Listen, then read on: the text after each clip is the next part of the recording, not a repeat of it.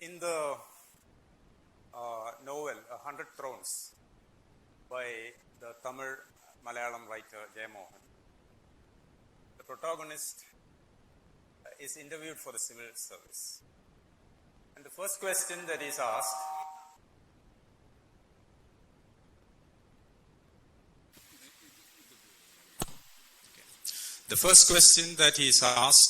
in that civil service interview is about his caste.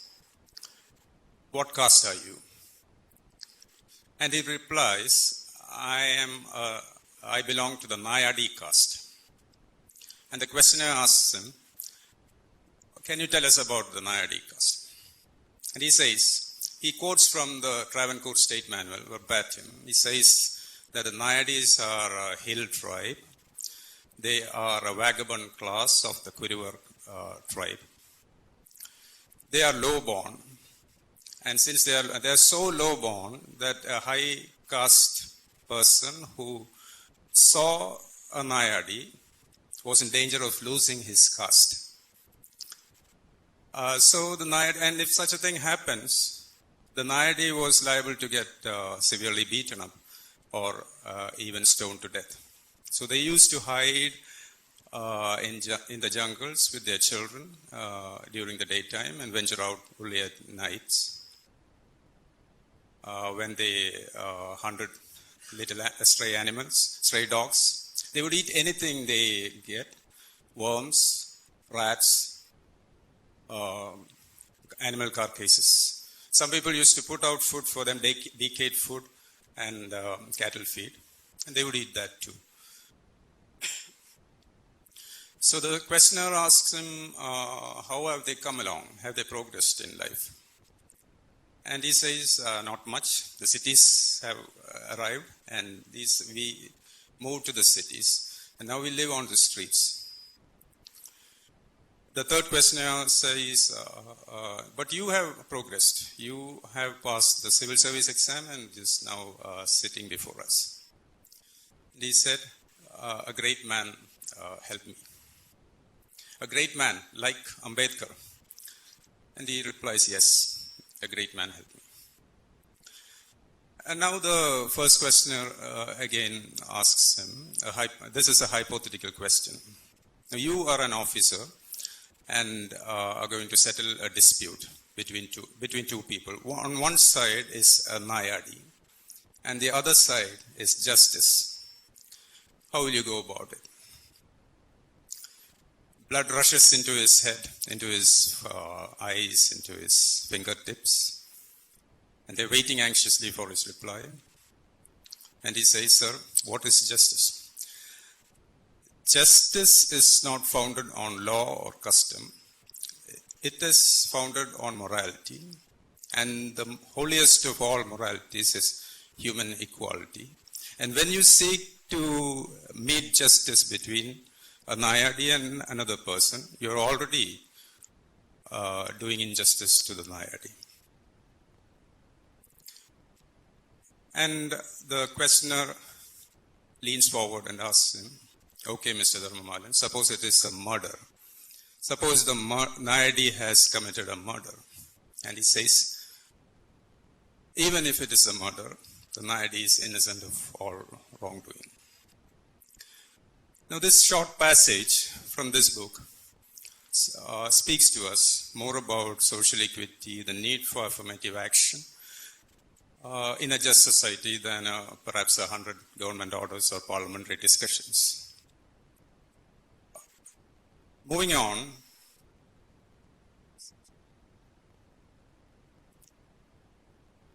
what are the attributes that a physician requires? There are many attributes. It's a demanding task. We all know that the clinician's job is a demanding one. The first attribute would be a scientific temper. The doctor should be a scientific person. But he should be patient with people who do not have that temper, do not have a scientific temper. Is there a problem? Okay. Do not have a scientific viewpoint. We all know that doctors should be good educators. The word doctor derives from a word meaning teacher. And we also know that we should be good students. We should update ourselves constantly, or we run the risk of being outdated ourselves. And of course, we should be comfortable in uncertain situations. Comfortable in uncertain situations because most of us, most of the time, deal with situations where data is limited. We have to take decisions with limited data. We may need to reverse our decisions when more data comes in. So we need to be comfortable in these situations. But if you ask me what is the single most attribute that the clinician requires, I would say that it is empathy. Empathy is the quality by which you see the world from another's point of view. So if a clinician can see the world from the eyes of the patient who sits before him, that would automatically make him a better clinician. The shamans of, these are witch doctors of North America, Asia. These people had little science, little knowledge of science. But there was one quality which they all had to, one attribute they all had. They were all required to go through a life-changing illness. So somebody, if you want to be a witch doctor, you had to meet death face to face. You had to pass through a life-threatening illness. And there were two reasons for this. One is that, of course, you are actually crossing the river to the land of the dead and coming back. So you can escort your fellows across. That is one thing. And the other thing is that if you pass through a life-threatening illness, you are likely to be more empathetic, to see what it is to be really sick. Most of us are healthy most of the time these days. Perhaps we get a viral fever once or twice, or toothache. That is the end of it. We do not really appreciate, or we do not understand suffering from the viewpoint of the person on the bed. And the other problem is that our training also, we know that empathy is very important, but we are not trained in it. Of course, empathy is, if you have a fracture dislocation of the ankle or a fracture of the femur, you can empathize very well, but it's not going to help the patient much. So you need to do the surgery for that. If you have a life-threatening infection, you need antibiotics. But even so, in many areas, we are still at the same level of the witch doctor. We know a lot more, but we do not know how to go about it. For instance, in a general orthopedic clinic, about 50% of the patients come with chronic back pain. They have been moving from doctor to doctor, and there is very little that we can do to help them. And perhaps empathy would be the only thing that works for such people. But unfortunately, we know that this empathy is important for clinicians, but unfortunately, we are not trained to develop empathy. In fact, our training consists in, it is an intensely competitive field. We are trained to weed out whatever empathy we have. Because if we become consistently empathetic in our drive to higher and higher heights, greater achievements, more qualifications, we tend to be left behind. So that is a problem. And there is no training in medical colleges. During our courses, we are not taught about the importance of empathy or how to develop it. Some of us are lucky to have a senior colleague from whom we can learn this. And sometimes some of us may be so empathetic that we have some of it left behind even after the rat race. Someone asked me recently why I read fiction. He wasn't asking me why I read. Because obviously we have to read medical things and we have to read non-fiction is also good. But why read fiction at all? And I said I wasn't in search of a higher pursuit, not to become a better person. I read because I like reading. But later, when I thought about it, reading fiction is one way to look at the world from a different perspective. reading good fiction is an intensely active process where you are forced to engage with the characters. You are forced to see the world as the characters see it. For instance, in Arundhati Roy's second novel, which is The Ministry of Utmost Happiness, she describes the lives of transgenders. Now, we all know as doctors how transgenders, the anatomy of transgenders, the genetics, we know the science. Perhaps we know how to counsel them, but we do not know what kind of life they live. And if we need to know that, we need to talk to them, to walk with them, to live a life with them. And that has been described beautifully in this book. I didn't actually like this book of Arundhati Roy because it was more of a political polemic. But in it, she describes well the problem of people living in disputed territory, anatomically as in these transgenders, and geographically as in Kashmir. My belief is that medical students should read fiction. Doctors should read fiction. And like I said, there are many kinds of fiction. Most of the popular fiction are plot-driven. For instance, detective stories or thrillers are plot-driven. Whereas in literary fiction, they are character-driven, and the characteristic of these kind of fictions is that the characters are well developed and they are close to life. There are good people there who do bad things. There are bad people there who do good things. It is complex, like the real world, and we are forced to engage with that. There are no compulsions to be politically correct in literary fiction. You can do whatever you like. There is no compulsion to conform. The point of view may be totally different. For instance, this is a beautiful book about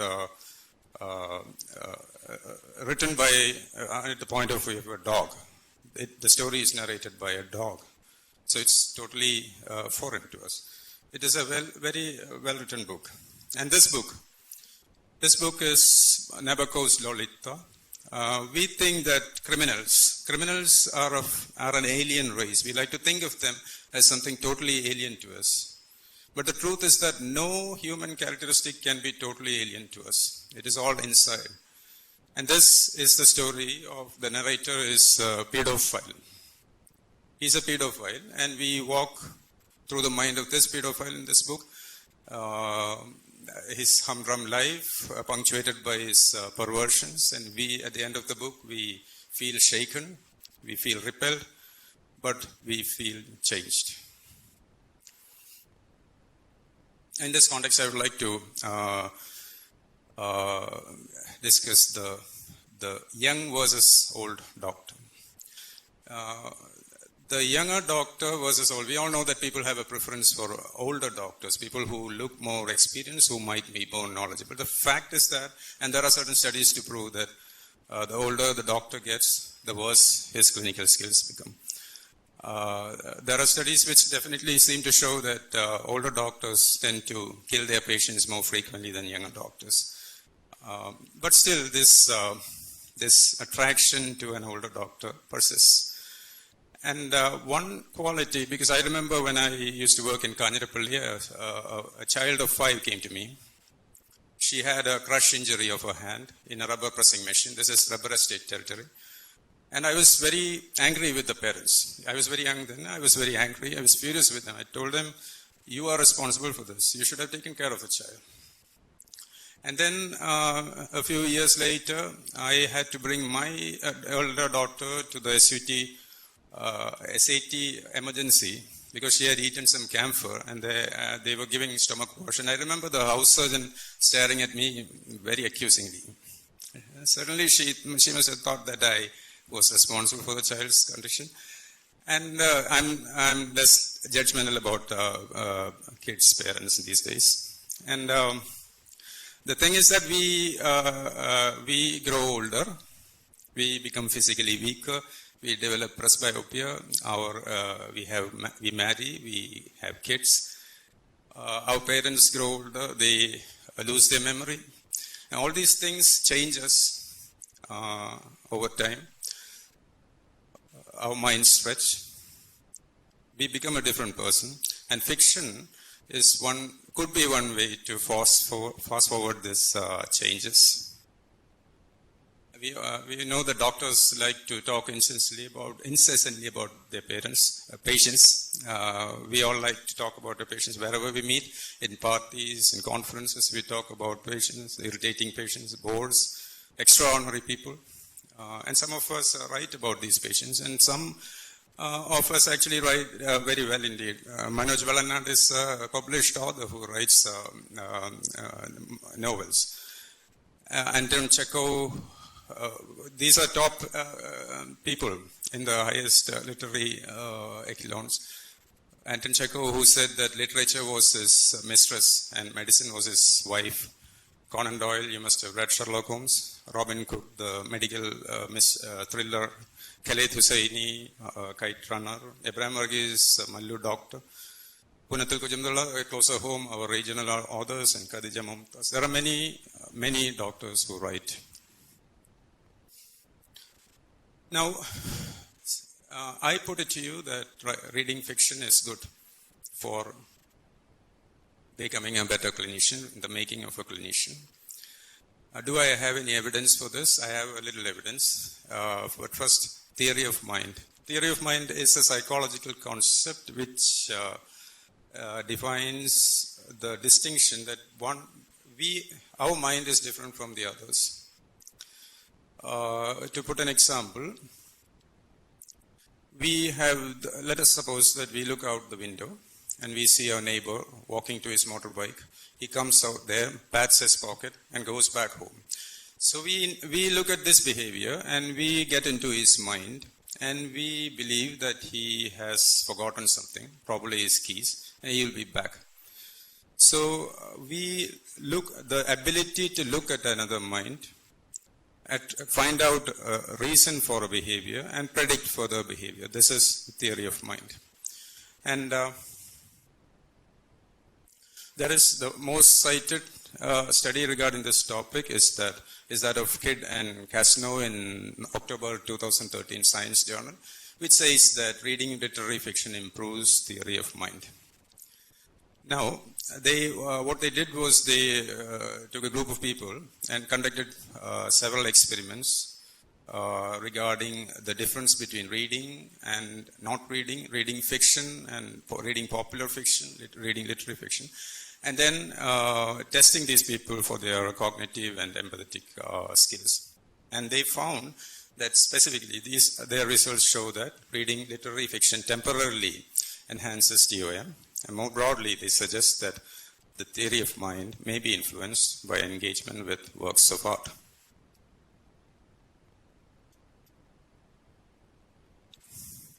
In the novel The Exorcist, the priest, Damien Karras, is someone who has lost his faith, a priest who has lost his faith. And he talks about it to a senior priest.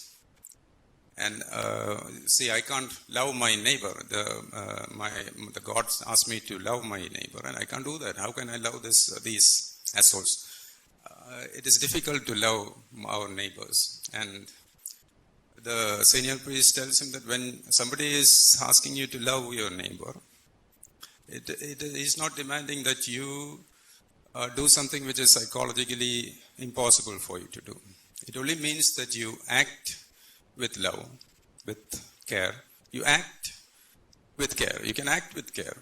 You don't have to actually, you may or may not care. And that passage has followed me because I haven't thought of myself as a particularly empathetic person.